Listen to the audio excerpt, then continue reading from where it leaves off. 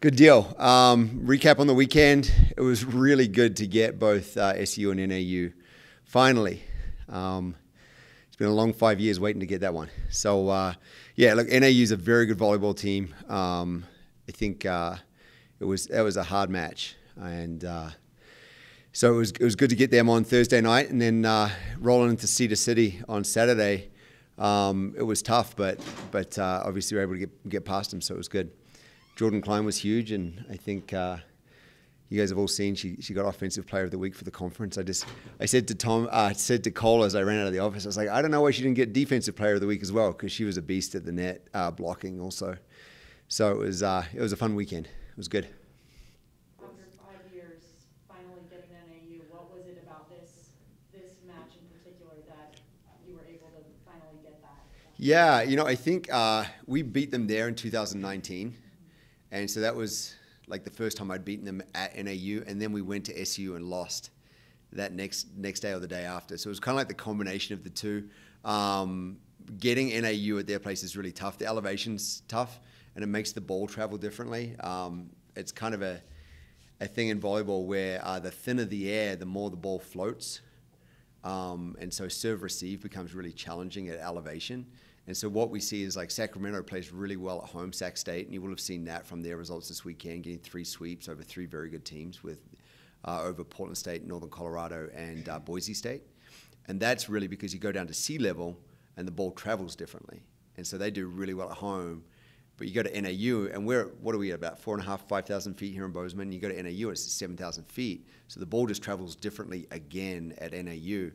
And so they're really good in their gym at what they do, and then it's challenging to match that. But like I said, we have a team right now. We're equipped with a team who can go out and beat anyone or challenge anyone in the conference. And to do it against NAU on the road was really satisfying. That was a really long answer to a really simple question. No, that's so interesting. Can you feel that as a volleyball player, the difference in the way that the ball moves? Oh, you can see it. Yeah, you don't feel it off your hand or your platform so much, but you see it. So when you serve, you want to serve like a knuckleball where the ball doesn't spin. And then when the ball's floating through the air, because of the difference, and I'm sure it's the same in baseball, you guys who are involved in baseball, at altitude when they throw a knuckleball, I'm sure it moves more than at sea level. It's just the same. It's a bigger ball, that's all, so you see it a little more clearly.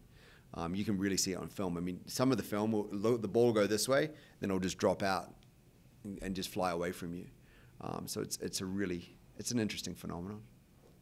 What has stood out to you about Jordan's development? Unbelievable development. I think that's a great question. We redshirted her, and obviously with the COVID year, technically she's the third-year freshman. So we're enjoying the fact that we're going to have her for 3 additional seasons after this one. But her thirst for knowledge, her thirst for growth, and just who she is as a person, it's kind of like you get these special athletes occasionally where it all kind of comes together like that. And Jordan absolutely fits in that category where she's a fantastic, phenomenal human being, just one of the nicest people you ever meet. And then she is a beast competitively and wants to be the best she can be. And then she's blessed with physical and athletic gifts that not many people have. I mean, she's a legitimate 6'2". She touches 10 feet too. She's grabbing a basketball hoop pretty comfortably. I mean, she's got a lot of things going in her favor, I'd say that. And it's just, we call her the menace from Ennis, just seeing this small town kid from Ennis, Montana come to Division I volleyball and become legitimately one of the better players in the conference is pretty phenomenal to watch. With someone who pretty clearly had talent in high school like she did, what was it like recruiting her and trying to tell her that this would be the best place for her? Yeah, it was interesting. It really got down to us and one other school out of California, St. Mary's College, because she didn't play, St. Mary's University, I should say. She didn't play a lot of high-level club volleyball, so not a lot of schools saw her. And then if you watched her in high school, it was all a very slow offense. And so you really had to use, we had to use our imagination a little bit to see what she could possibly become. But it was challenging. I remember she committed right after I got the full head coaching job permanently. So I was on that interim basis my first season, and I offered her during my interim season. I later found out, I don't even know if I've ever told Jordan this, but she had told St. Mary's that if I got the job permanently, she was coming here. If I didn't, she was going to go to St. Mary's. And I've known Jordan since she was a 7th or 8th grader. I came up and did some camps in Ennis, Montana when she was in 7th and 8th grade. So I've known her and her family that long. And so it's a pretty deep friendship or relationship that her and I have with her family. I don't know, it's just one of those really cool stories as a coach that, I mean, Jordan and I will probably be in each other's lives for the rest of our lives. It's pretty awesome. I don't know, that's another really long answer. I apologize, guys.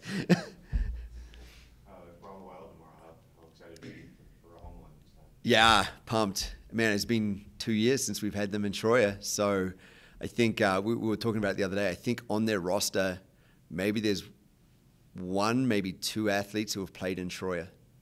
So I'm expecting a huge crowd in Troya tomorrow night, 7 p.m. And let's give those Grizzlies everything they can handle from a crowd perspective, because that's a huge competitive advantage for us. And yeah, I just can't wait to get going. It's special. There's nothing like it. You've got kind of an interesting week where you have to kind of play that amped up Tuesday match, and then Friday you have to come and play Northern Colorado, who's had really good success against you. You've been able to be competitive the last couple of years with them. What do you take going out, like not trying to look too far ahead, but like trying to stay even keeled this week though at the same time? Yeah, honestly, when it comes to Cat Grizz, I kind of let go of the reins. I'm just like, let's let it be what it is, because you don't get to do this very often, you know. And so I'm fired up. The team's fired up. It's been all the chat yesterday amongst the group chat and stuff like that. And we'll go play tomorrow, and then we'll recover on Wednesday, and then we'll refocus for UNC on Friday. 100% attention on the Grizz right now, and it's kind of nice the way it's played out, because we have two full days to prepare for UNC then, with Wednesday and Thursday before we play Friday. So it's kind of just a really nice kind of schedule we have this week. As much as it's rushed to get home yesterday and play tomorrow, it's really nice as well.